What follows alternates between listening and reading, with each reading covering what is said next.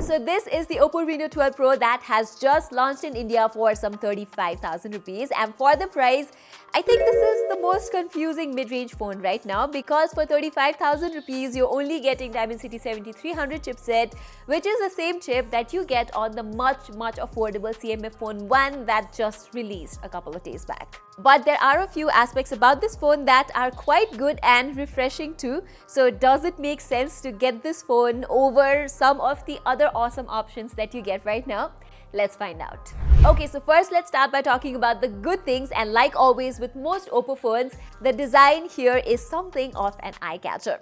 I love this brown color and I think it looks very classy. It's also quite thin and lightweight, so the hands-on feel here is really easy. I also love the fact that Oppo has found a way to include a curved display as well as flat frames. As a result, the grip on this phone is quite good. The only thing I am not quite sure about it is this dual tone finish. I think the phone would look much better if Oppo had decided to go with this sand texture like finish all over. But again, that's just my opinion. You might feel differently. For protection, you get Gorilla Glass Victus 2 on the front glass and IP65 dust and water rating. Now, Victus 2 on the front is great, but considering Oppo included an IP69 rating on the F27 Pro and not on this phone is kind of weird, because F27 Pro is much cheaper. I am happy to report that Oppo has not compromised on the display side of things though. You get an almost flagship level display here. The colors on it are amazing. It has superb touch response. The bezels are so minimal, and it's like a perfect device to watch YouTube videos and reels on. Oppo has also optimized refresh rate very well here. If you select the auto refresh rate option, the display switches between 60, 90 and 120 Hz to save power.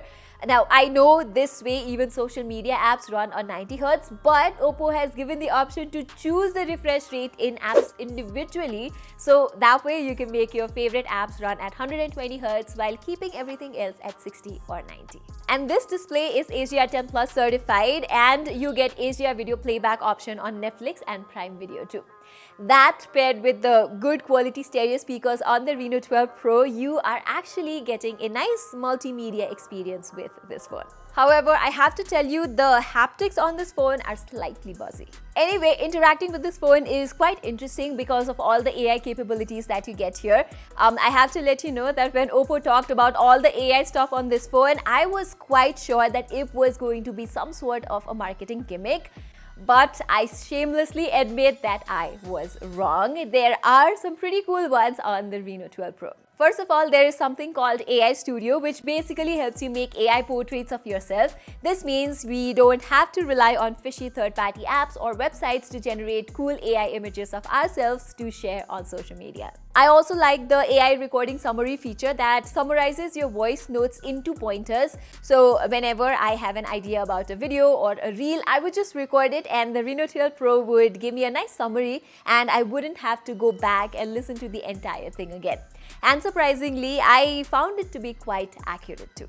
The other feature that I thought was quite cool is AI Speak. It's really interesting, so if you're browsing through a website article or reading a book, you can just turn on AI Speak and the phone will scan the page and an AI voice will read it out loud for you. Now, I know these aren't necessarily new features, but to have them on your phone is quite convenient. Alright, so with this, I am pretty much done with the good things about this phone, because I'm actually quite shocked by the choice of chipset on this device. Like I said before, this phone comes with the Dimensity 7300, which is the same chip that we get on the CMF Phone 1, which comes for less than half the price of this phone. I am not sure what went wrong here, because the Chinese version of this device comes with a much more powerful Dimensity 9200, which in fact would have been more suitable at this price range. But the 7300... Now, to be fair, it's not like you cannot game on this device. You can, but the FPS numbers are way below what the other brands are providing. Check out this chart where I have compared it with the OnePlus 12R and the iQOO Neo 9 Pro, which you can get for a similar price. From games like PUBG to Genshin Impact to high FPS games, all have such low yields on the Reno 12 Pro. And in comparison, this phone feels slightly slower when multitasking between heavy apps too. So with this, I can confidently say that this phone is not meant for performance-centric users at all. However, if you're someone who likes using social media all day and likes clicking a lot of selfies and portraits, this phone might be for you. The Reno 12 Pro has a dedicated 50 megapixel telephoto lens that clicks really nice portraits. It has a 2x mode that makes the subject focused, and depth of field looks so much better. There is a good deal of smoothing going on, especially in the selfies, but the pictures come out social media ready, so no complaints from my side. This phone also has a 50 megapixel primary lens, which is a Sony LTY600 sensor, along with an 8 megapixel ultra wide angle lens. But sadly, the primary lens did not meet my expectations when it comes to color optimization. The details and dynamic range here is good, but I am not a fan of how the phone handles white balance. I feel like the images are just too bright and the greens are unnecessarily boosted. To be fair, I did get some good photos with it, but most of the time during the day, the images left me asking for better color reproduction. That was totally not the case with the nighttime images though. You can get some crisp nighttime shots from this phone with good exposure management.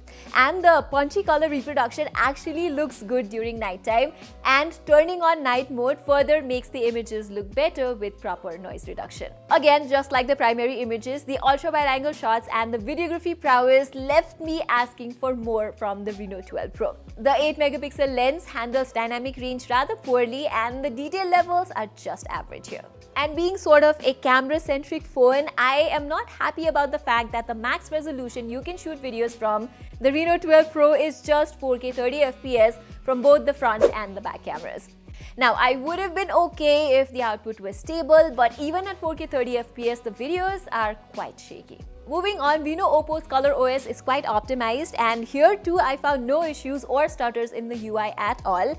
But I definitely think that the company should monitor the number of bloatware apps on this phone. I mean, apart from the system apps, there are like 10 to 15 unnecessary apps, and then there are 2 folders of hot apps and hot games.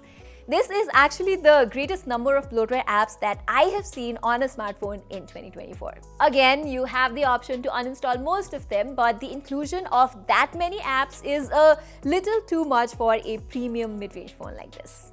Finally, the battery life on this device is good enough. I used the phone in the auto refresh rate mode, and I was able to get around 7 hours of screen on time on normal to moderate usage, so that is great.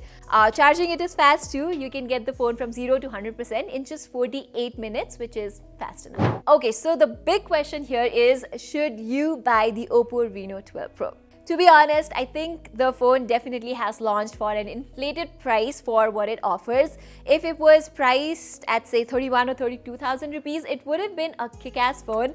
But with the Dimensity 7300 chipset and only an okay primary camera, it's really difficult for me to justify the price tag.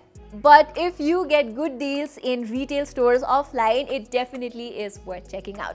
After all, it has got one of the nicest designs, an excellent display, and a good portrait camera.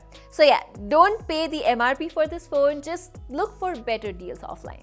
So everybody, that was all for my full review of the Oppo Reno 12 Pro. Do let me know in the comments below what you think about this phone. And while you're there, don't forget to give this video a thumbs up and subscribe to our channel. This is Pratibha Adhikari signing off. Thank you so much for watching.